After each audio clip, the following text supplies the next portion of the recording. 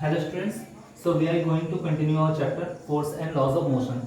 Last में देखा था न्यूटन के लॉज को एक बार फिर से रिकॉल कर देता हूँ। न्यूटन्स लॉ, न्यूटन के 3 लॉ थे, फर्स्ट लॉ, सेकंड लॉ और थर्ड लॉ। फर्स्ट लॉ के बारे में मैंने बताया था कि फर्स्ट लॉ क्या होता है, न्यूटन का वो लॉ है जिसमें कोई ऑब्जेक्ट अगर रेस्ट में है तो रेस्ट में रहेगी, मोशन में है तो मोशन में रहेगी, जब तक कोई उस पर हम एक्सटर्नल फोर्स अप्लाई ना करते। That means continuous it's state of motion until an external force is applied। जब तक हम एक्सटर्नल फोर्स नहीं अप्लाई करेंगे तब तक वो अपने मोशन को कंटिन्यू करेगी। नेक्स्ट क्या होता है, इसी को हमने क्या नाम दिया था, लॉ ऑफ इनर्शिया। इनर्शिया क्या होता है, बॉडी की वो प्रॉपर्टी जो शेप और साइज में चेंज को रेजिस्ट करती है। दैट मीन्स प्रॉपर्टी है ये बॉडी की शेप और साइज को रेजिस्ट करने के लिए। क्लियर है, प्रॉपर्टी ऑफ बॉडी। क्लियर है। अब यहां हम देखते हैं न्यूटन का सेकंड लॉ। न्यूटन का सेकंड लॉ क्या कहता है, न्यूटन के सेकंड लॉ को जानने से पहले एक टर्म क्लियर कर लेते हैं, होता है मोमेंटम।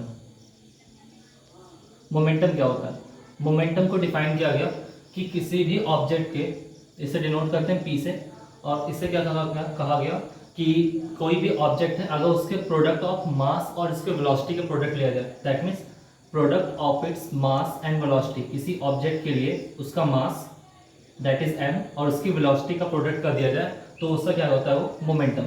इसकी एसआई यूनिट क्या होती है, मास को डिनोट करते हैं केजी से और वेलोसिटी होता है मीटर पर सेकेंड।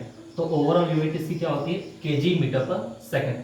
दैट इज मोमेंटम क्या होता है, product of mass and velocity, product of mass and velocity. Clear है। अब नेक्स्ट चीज हमें देखना क्या है, न्यूटन का सेकंड लॉ। न्यूटन का सेकंड लॉ क्या कहता है कि rate of change of momentum is directly proportional to the applied force. Clear है। दैट मीन्स मोमेंटम में जो चेंजेस आएंगे टाइम के साथ वो डायरेक्ट फोर्स लगने वाले फोर्स के डायरेक्टली प्रोपोर्शनल। दैट मीन्स जितना ही हम फोर्स लगाएंगे उतना ही मोमेंटम में चेंजेस आएंगे। दैट मीन्स हम फोर्स को क्या डिनोट कर सकते हैं, चेंज को हम डेल्टा पी से डिनोट कर दें, तो delta p upon delta t, force equal to हो गया delta p by delta t. अब चेंज है, दैट मीन्स मोमेंटम क्या होगा, mass multiply by velocity. That is, अब यहाँ पे मास तो चेंज होगा नहीं, दैट इज क्या चेंज होगा, velocity. That is velocity final minus initial upon time. और ये टर्म जो v minus u upon t है, ये क्या है, एसिलरेशन। तो क्या होता है, एसिलरेशन क्या होता है, change in velocity upon time. तो ओवरऑल यूनिट क्या बन गई, f equals to f proportional ma। अब अगर इस प्रोपोर्शनलिटी साइन को हम हटाते हैं तो क्या निकल के आता है, एक कांस्टेंट ऐड करते हैं जिसका नाम होता है k। अब k की वैल्यू SI यूनिट में, SI यूनिट में k की वैल्यू होती है 1। दैट इज फोर्स की यूनिट, फोर्स का फॉर्मूला क्या बन जाता है, F इक्वल्स टू ma। ये काफी इंपॉर्टेंट फॉर्मूला है, तो एक बार फिर से देख लेते हैं। सेकंड लॉ होता है क्या, rate of change of momentum is directly proportional to the applied force. जितना हम फोर्स लगाएंगे उतना ही मोमेंटम में चेंज आता है। दैट मीन्स अगर हम कोई ऑब्जेक्ट को तेज थ्रो करते हैं तो उसका मोमेंटम क्या होता है, ज़्यादा होता है, क्योंकि उसका इम्पैक्ट ज़्यादा होगा। दैट इज हम देख सकते हैं जैसे क्रिकेट के बॉल को हम थ्रो करते हैं तो उस केस में क्या होता है, बॉलर कोई भी कैचर होता है अपने बॉल हाथ को पीछे की तरफ ले जाता है। किस ले जाता है कि एक हाई इम्पैक्ट जो मोमेंटम क्रिएट हो रहा है उस मोमेंटम को हाई से जीरो की तरफ मूव करने के लिए क्या करता है, अपने मोमेंटम को जीरो की तरफ ले जाने के लिए हाथ को अपने वो पीछे की तरफ खींचता है। क्लियर है। तो नेक्स्ट आपका ये आ गया। अब यहाँ पे इसकी यूनिट देखते हैं, फोर्स की यूनिट क्या होगी, मास को हम डिनोट करते हैं केजी में, एक्सेलरेशन होता है मीटर पर सेकंड स्क्वायर। तो एक तो यूनिट होगी केजी मीटर पर सेकंड स्क्वायर, या फिर फोर्स की दूसरी यूनिट क्या होती है, एफ इक्वल्स टू न्यूटन, क्योंकि न्यूटन ने इसे रिप्रेजेंट किया था, रिसर्च किया था, तो फोर्स की यूनिट क्या हम देते हैं, न्यूटन। इसके बाद हम बात करते हैं न्यूटन के थर्ड लॉ के बारे में।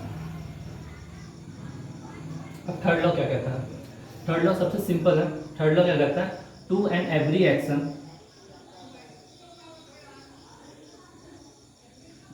There is an equal and opposite reaction. Clear? That means किसी भी एक्शन का इक्वल और अपोजिट रिएक्शन होता है। दैट इसका मतलब क्या हुआ, जैसे नॉर्मल देखते हैं एक पर्सन है, अगर वो आगे चलता है दैट मीन्स आगे की तरफ एक फोर्स आता है, सिमिलर वो उतना ही फोर्स से पीछे की तरफ लगाना पड़ता है, जब जाके वो आगे वो मूव कर पाता है। जैसे हम बोट के केस में देख ले, बोट के केस में भी क्या होता है, जब वो एक पैर आगे रखता है तो दूसरा उसका रिएक्शन फोर्स पीछे लगता है, जिससे कारण क्या होता है, वो बोट आगे की तरफ सेल कर पाती है। क्लियर है? दैट मीन्स ये आपका है न्यूटन का थर्ड लॉ। या फिर हम इस तरीके से भी कह सकते हैं कि ये वेट रखा हुआ, अब वेट पे क्या होगा, नीचे की तरफ उस पर वेट वर्क करेगा उसका, दैट इज mg, और ऊपर की तरफ क्या लगता है उस पर रिएक्शन फोर्स। तो ये अगर एक्शन है तो ये क्या हो जाएगा, automatic reaction force. That means, या फिर हम कह सकते हैं अगर हम इस दीवार को पुश करते हैं तो दीवार में हमारी तरफ एक बैक फोर्स लगाता है, जिसका नाम क्या होता है, रिएक्शन फोर्स। दूसरी चीज क्या है, अगर मैं इसे रिप्रेजेंट करता हूँ F1 बॉडी है, पहली वाली बॉडी दूसरे बॉडी पे फोर्स लगा रही है, तो हमेशा दूसरी वाली बॉडी पहले पे फोर्स लगाएगी, लेकिन वो हमेशा साइन क्या होगा, एक निगेटिव साइन होगा। दैट मीन्स दोनों की डायरेक्शन, ये निगेटिव साइन से क्या बताएगा, उसकी डायरेक्शन को बताएगा। आगे हम नेक्स्ट लेक्चर में कंटिन्यू करेंगे। Thank you.